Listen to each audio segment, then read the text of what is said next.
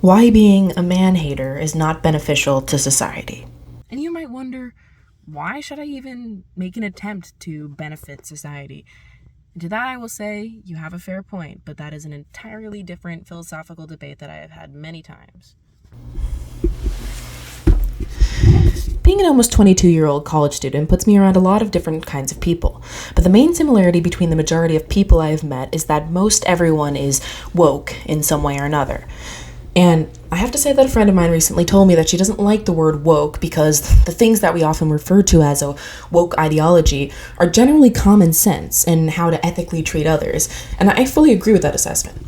However, there can be a modicum of going too far when we become self-aware or woke. A lot of women, or just non-men as a whole, have taken to being proud man-haters within the past few years. This ideology was kicked off full force in 2020 with the phrase "kill all men" becoming commonplace among radical feminist circles. And don't get me wrong, I am a feminist, sometimes verging on radicality myself, but I don't believe this is the right way to go about change-making. Think about it. We've all heard the idea that you shouldn't bring others down to raise yourself up, right? And it's true. When you see someone push someone else down to look better, they oftentimes fail in their goal and instead end up looking like the biggest asshole in the room. So why shouldn't that same idea apply to social movements at large? The way I see man-hate is as a direct response to the way some young boys would speak in middle school or even high school environments. I mean, we've all heard them. They're cliches at this point. I hate women. Women should be in the kitchen. Make me a sandwich, etc., etc.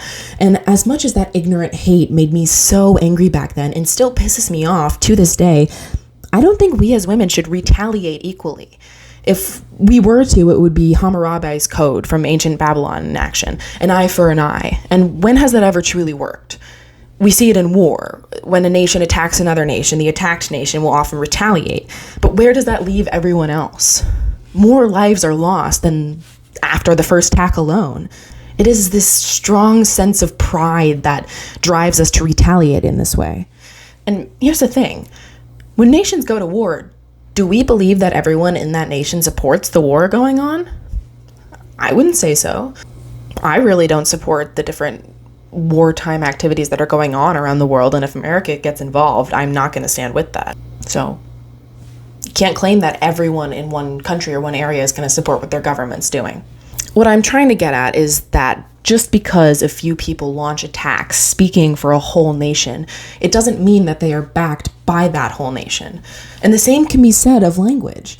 Just because a few young boys spoke for boys as a whole when we were growing up, saying incredibly sexist things, doesn't mean that all boys felt that way. And now, here we are. And just because a few women are saying they hate men, it doesn't mean that all women and non-men feel that same way. To go back to that same idea of an eye for an eye or Hammurabi's code, I strongly feel that this notion is severely flawed. Unless you want to enact the same amount of damage that you felt onto someone else in order to fulfill your own wounded ego, this way of thinking will only serve to spread more hate and pain. What we need to do instead is be strong within ourselves and know that what has been said to us in the past is untrue. If we hear sexist comments, we should let them roll off our backs like water, knowing that the people spreading that kind of hate have nothing better to do with their time and will likely end up very unhappy. That is the only punishment they need. Their karma is coming for them, and we don't need to do anything to ensure that it comes. What you put out into the world is what you get back. Hate out, hate back. Love out, love back. The best form of punishment to others who have hurt you and refuse to grow is to remove yourself from their lives as a whole. You don't need to tell them off or curse them out to get your point across. You can just disappear and let them reflect on their own actions, and through your absence, they will eventually figure out the errors of their ways. It is not your job to teach people respect or basic common decency, and the sooner you learn that, the sooner you will be at peace within your own existence. Okay. Back to why man-hating is specifically not beneficial to society. So I'm currently taking a communications class online, and something that was mentioned the other day was the theory of psychological reactance.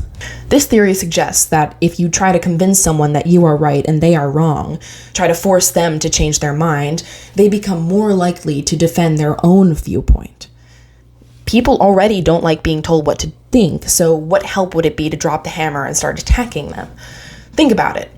If you were eating a ham sandwich and a vegan came up to you saying, meat is very bad for the environment, you might be a little annoyed and aren't really thinking of changing your mind, but if that same vegan approached you and instead said, oh wow, we got an environment hater here, and God, you must just hate animals with all that flesh and blood between your teeth, you're gonna be mad. And not only that, but now you probably have a bad view of vegans as a whole and are very unlikely to ever even consider going vegan in the future.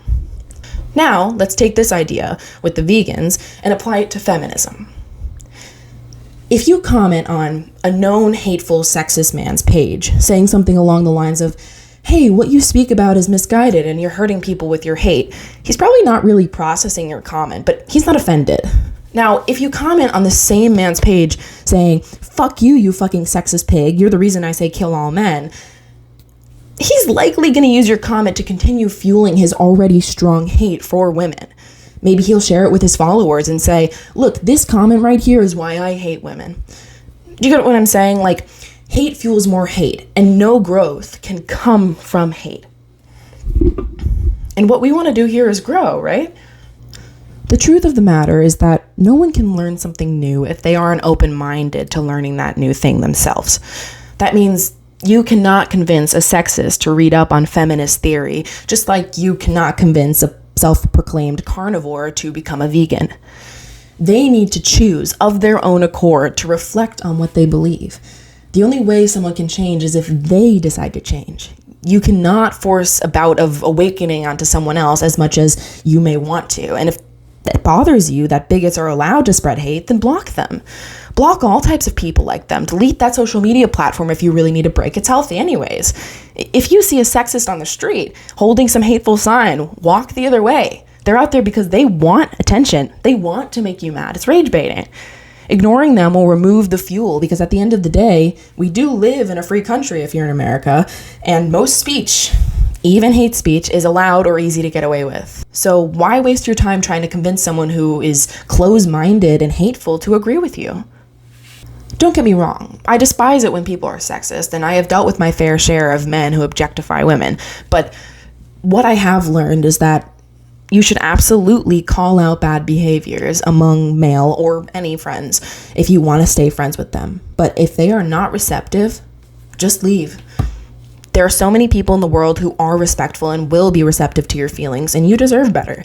And if it is someone who you already don't speak to, just continue and fully ignore them. Those hateful people will only attract more hateful people because that is what they're putting out. And so long as you're putting out positive energy and love, that is what you will attract into. Eventually, you won't even feel the need to say, I hate men, because the only kinds of men that you attract into your life will be loving and non-sexist. I don't say all of this to say be complacent or just allow it to happen. It doesn't matter. I say it because you should be calling out the facts, and you should know your own ethics and have general respect for others, but you should not waste your time or energy sending negativity out into the world. Finding a hateful or sexist man online or in the wild and berating them will do nothing for you, nor will it do anything to change their ways. And saying things like, I hate men, will only further push men who have had a better chance of becoming open-minded away from the truth.